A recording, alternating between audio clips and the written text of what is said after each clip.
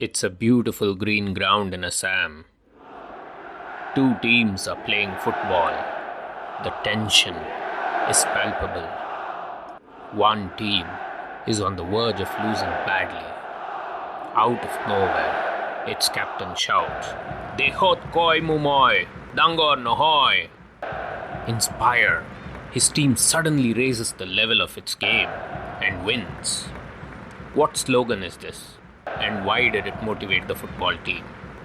Welcome to Itihasa Series, taking you to your roots. Every generation is a bridge.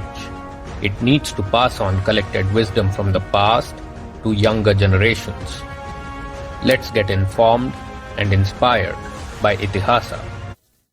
The Ahoms ruled Assam for nearly 6 centuries. One of the most fascinating aspects of Ahom history has been the way they stood up for their motherland. There were 18 major conflicts between the Ahoms and the Mughals. In most conflicts, the Ahoms either routed the Mughals, or even if the Mughals won, the gains were temporary, as the Ahoms struck back and nullified the gains. The Ahom king Jayadhwaja Singh ruled in the first half of the 17th century. Mir Jumla and Diler Khan, generals of Aurangzeb, attacked the Ahoms and put them on the back foot. They forced an utterly humiliating treaty. According to it, Jayadhwaja Singh had to pay a large amount of cash, war elephants, and the worst of all, he had to send his own daughter as well as his niece to the Mughals. The proud Ahoms felt insulted. King Jayadhwaja Singh died in despair. He was succeeded by his brother, Chakradhwaja Singh, who swore to avenge the humiliation. He had a colossal task in front of him. To achieve this, he needed a commander, or Borphukan. After much deliberation with his prime minister, a certain Lachit was chosen as the new Borphukan. In the next 4 years, Chakradhwaja Singh strengthened the forts, built boats at dockyards, procured weapons, and made cannons. Lachit devoted himself fully to the task of upgrading the army's strategies and strengths. He had rebuilt the army into a robust and powerful force. All of these were done while the Ahoms maintained diplomatic relations with the Mughals, so as to not invite any suspicion about their preparations. One day, the Mughal Faujdar of Guwahati ordered Chakradhwaja Singh to send young Assamese girls to him.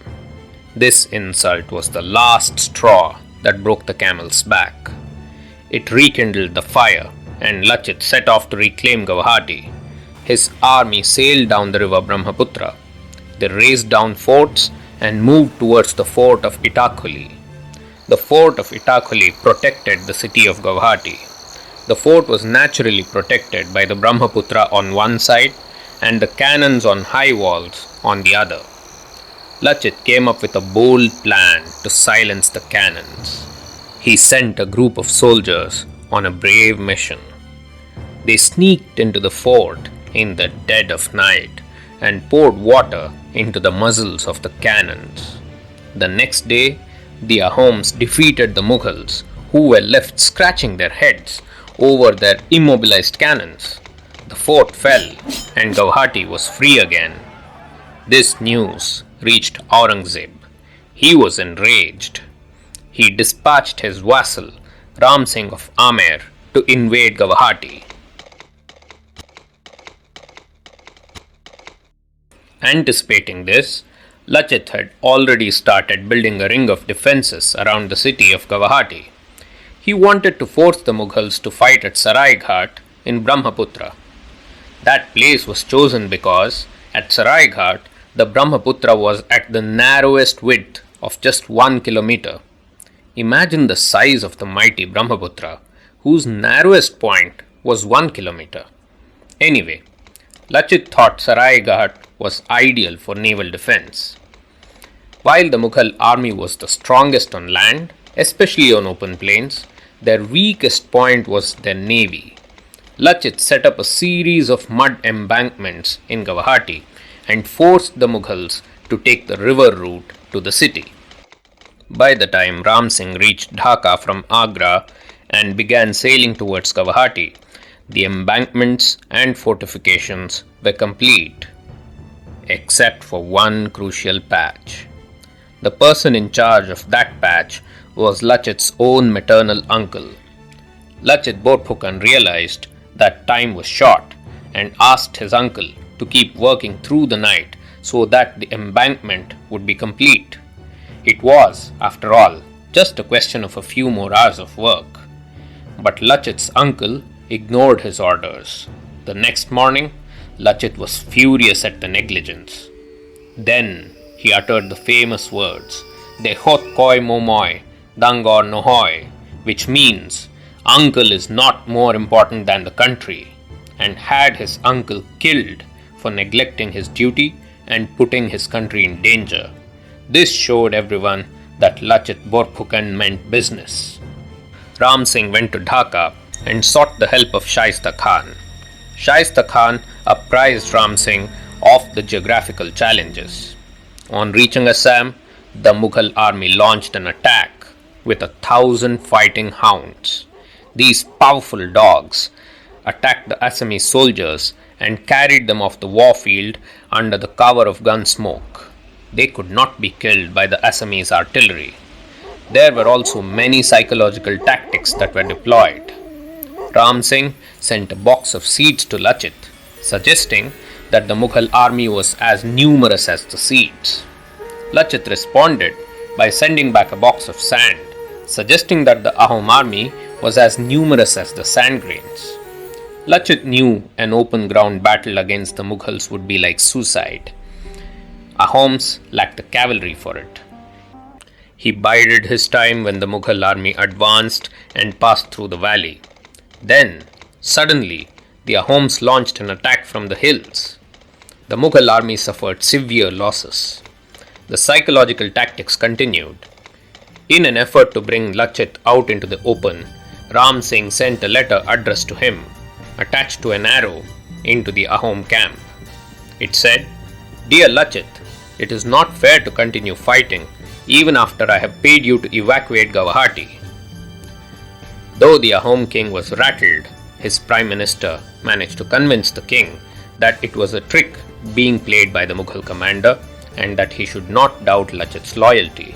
However, the king ordered Lachit to stop being defensive and instead to launch a full-scale frontal attack. Despite his objections to such a suicidal move, Lachit was forced to follow the order of the king. In this battle, the Ahoms suffered severe losses. Meanwhile, the Ahom king died, and Lachit was seriously ill. The Mughals were celebrating. Ram Singh decided to give a fatal blow by launching a massive naval assault on the Ahoms. The Mughals had large boats, some of them mounting up to 16 cannons. The Ahom soldiers were demoralized at the sight of the massive Mughal fleet. Their commander-in-chief Lachit Borphukan was seriously ill. Some elements of the Ahom army began to retreat. This is when the leader in Lachit Borphukan came out roaring. Despite a raging high fever, Lachit got himself carried to the battle boat and unfurled the flag. This inspired courage among his soldiers. He declared that he would fight the Mughals even if he was the last Ahom alive. The Ahom soldiers rallied behind him. A desperate battle happened on the Brahmaputra. This battle of Saraighat was a grand climax to the series of events after Mir Jumla's insult of the Ahoms. This is among the few wars in Indian history that was completely fought on a river. The Ahoms, in their small boats, cut circles around the bigger but less maneuverable Mughal boats. At Saraighat, the Mughals couldn't land their horses without any gaps in the mud fortifications. There was also a lack of coordination among their various commanders in the thick of the battle. The Mughal army faced a sudden stream of attacks from the riverfront, coupled with the charging Ahom warriors who, inspired by Lachit's gallantry, fought till their last breath.